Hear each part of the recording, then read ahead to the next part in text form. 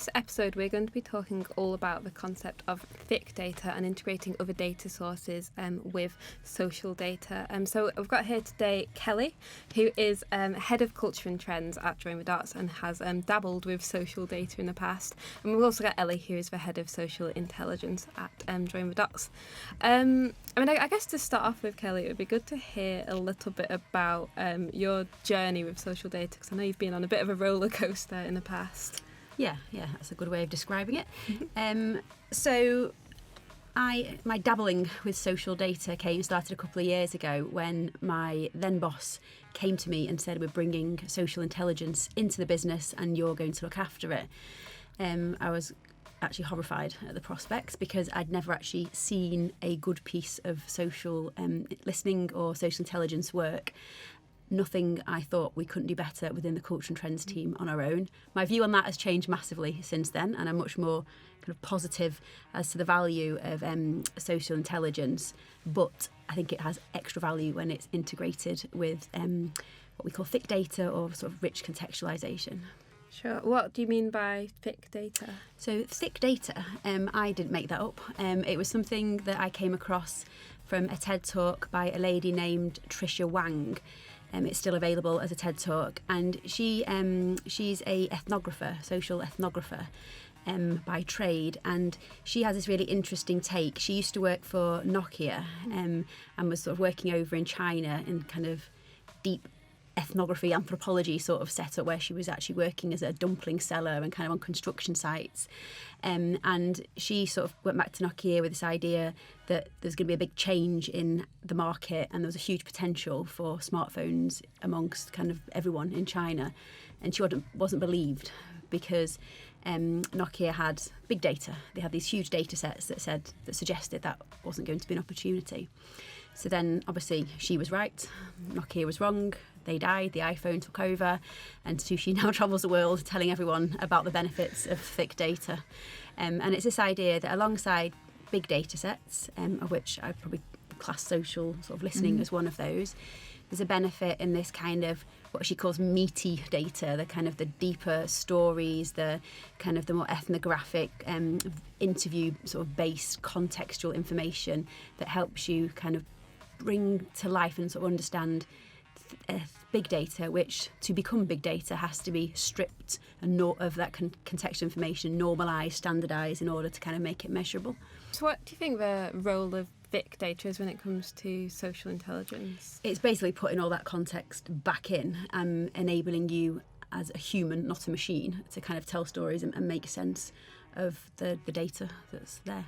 So, for example, one thing we do is we work with what we call our Illume guides, who are people who are very knowledgeable about the thing we're researching, whether it's a culture or a particular area, and they can kind of help guide us to either tell their stories, to kind of help us contextualise the information, help us set up search terms, because they have that rich contextual understanding of a particular subject area, whereas we're just kind of coming to it afresh and kind of scraping the data. I mean, we're smart people. I mean, Ellie is smart, the team is smart, but you don't play online poker in Brazil. No, that's true.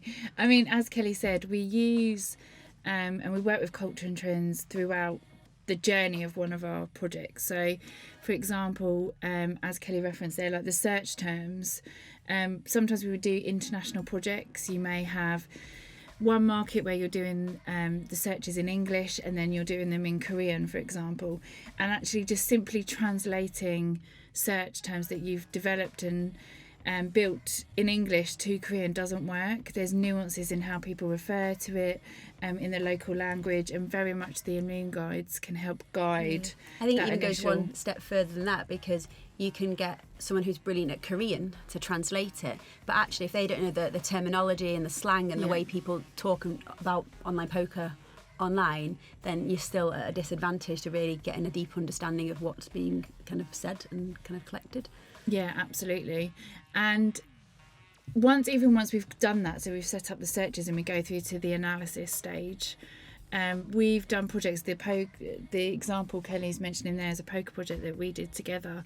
Again, and it was an international project where we could see some stark differences in the local markets. So we did this in Brazil, Canada, I think it was a European market there as well.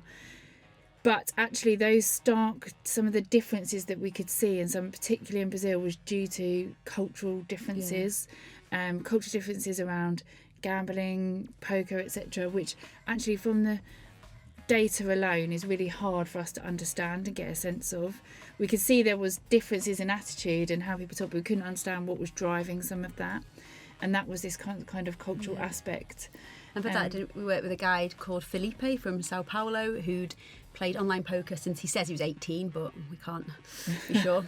And he was really just immersed in that world. So having that person as your guide, not just a translator, or having a person like that as a guide, can really help you get the most out of it.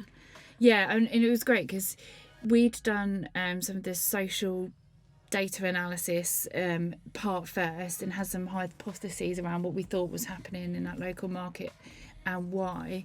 But basically through working with the Illume guide, he could say, yeah, this is happening because of this, or no, that's like a little bit of a red herring, I'd go back and look at that. And yeah, he was just completely in that world day in, day out. So he was like a expert that we had to draw on and really helped us make sense of the data and just complete the kind of circle of insight as such. So we had all this big data, we'd captured all the conversations, what people were saying, and then humanised it again through having him, and we had some in other markets as well, do interviews and use vox pops and stuff on what they've said. And I guess maybe these, thinking about other methodologies and frameworks, can help you analyse social data in other ways. I know as a social researcher myself, like analysing images can be something that's quite tricky. Yeah. I think image analysis is still really tricky. I think there are technologies that are developing out there that are allowing, from a social listening perspective, for us to collect more images, but the analysis is still tricky. I think it's something that's a challenge in the social intelligence world at the moment, and it's going to become more important because actually I think so much more human interaction is image based, so we really need to get a hand on it. But when we can sort of collect these images and work with images, I think applying more of the semiotic side that Kelly does with culture and trends has really allowed us to get richness from those images. Yeah, I think that kind of works in two ways. So with any kind of imagery, using semiotics within imagery in the UK is really helpful, because what it enables you to do is code up those images in terms of what are they communicating, what do they mean to people. That's important in the UK, but that becomes even more important when you're looking in other cultures as well. So it's not only about translation and understanding words, actually imagery has a different kind of construct depending on your kind of cultural background. And semiotics, I think, is a really interesting area. It's kind of gaining more popularity within the market research world as a way of making sense of that visual communication, identifying from that kind of opportunities and recommendations for clients. So yes, we can show what people are sharing, but actually if we can then take that further and codify it up and say, look, this is what it's communicating, this is what your competitors, how they're communicating, what it's tapping into, and then identify kind of gaps or opportunities for them to kind of do a better job of communicating visually. I think that's going to be really important. And there's some quite interesting work being done at the moment to try and use more AI to kind of do the initial work and kind of coming up with those codes. I think it's still quite a way off, to be honest, but that will kind of help speed up the process. But I still think it's going to need a human at some point. Yeah, I mean, I think that theme of AI and human interaction actually goes through everything we do at the moment from a social intelligence perspective, is that there are tools out there that are a good starting point, same as what you found there, and there are some for image analysis, etc. But actually where we get the most richness from the data is where we start going further than that initial start point, and we haven't found anything yet that can really take over that job for us. The challenge with that is, like, if you're just kind of gathering the images together, you will find what the most of the images shared are. And actually what semiotics enables you to do is, where's the emergent sort of codes and culture? Yeah. How do we kind of share something that's going to have meaning for people, but actually kind of cut through and not just be another image of, I don't know, a freak shake or a pulled pork, whatever. You know what I mean? What's the next step that we can speak to people? And I think that's how we work well together in terms of, from a social intelligence perspective, obviously we draw in the conversations, images that people are sharing a lot. So we do tend to pick up on the trends as they've already started happening and developing, and we can analyse, you know, what's happening around this trend and what direction is it going in.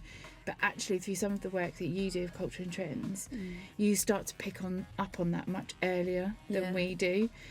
So once it's hit the mainstream and people are talking about it in depth digitally, the trend has already happened almost. It's already happening. But you tend to pick up on it a the bit. edges a little bit more. And again, that's where our Illume Guide. So the Illume Guides are our global network of leading edge consumers with particular passion points. And through interviewing them, we start to see what's going to be next, beyond just looking at kind of trend reports or kind of what's trending on social. And if we can start to kind of understand what's about to happen, kind of what's happening at the edges, then we can kind of pass that over and we can look for manifestations of that. Yeah. And I guess maybe another area where sometimes we have challenges in social data analysis is that we obviously only do see a portion of actual conversations happening on social media when we use traditional social listening platforms. And I just wondered if you had any thoughts on how maybe we can overcome some of those challenges. I think, again, it's about fusing approaches. I think we've worked together on another project where we did an element of what we call social ethno, which is where we had a panel of people and with their permissions we observed their social media behaviours for a set period of time. That gave us a real understanding of them as people, what was important to them. This was in relation to a particular brand and topic, which I can't discuss, but we could understand how they interacted with that brand, etc. But actually, going further than that, Kelly's team with some Illume Guide in terms of what was happening in that area, but then also took it a step further, and with the people that we followed in the panel, you did some in-home work, didn't you, to understand them that bit further. And again, that's when it comes down to kind of this multi-method approach. So we went from that social ethno into a more traditional ethnographic interview. Yeah. But by then playing these 3 videos of these 3 women, that then made more sense of the data. So when we're presenting the data, having watched the video, then people start to kind of have this deeper understanding of why things are being shared, kind of why they're responding to certain things. And it just adds much more richness and understanding for the client. And I guess that kind of fits into this whole idea that you can ask questions. You don't have to do social intelligence as a standalone. Yeah. There's hundreds of different ways in which you can be asking questions to add to that data as well. Yeah, and that's kind of where I go back to my journey with social. Like, it started off with me thinking, well, social's intelligence is missing context, whereas now I think about it really differently, and it's more about market research is kind of missing social, and how do we kind of integrate all those together to have answer clients' increasingly complex questions in more holistic and rounded ways. Yeah, I mean, for us, we do standalone SI projects, but I think we do see the biggest impact when it's integrated with other approaches, be it culture and trends or an aspect of qualitative interviewing or quant to test hypotheses that you've developed from the social data. So it's really interesting to hear about all the different data sources which you can draw in to basically improve your analysis and understanding of different topics. So I hope this has been useful, just as a kind of introduction to all the different data sources and the importance of integrating different things with social intelligence. Thanks, guys.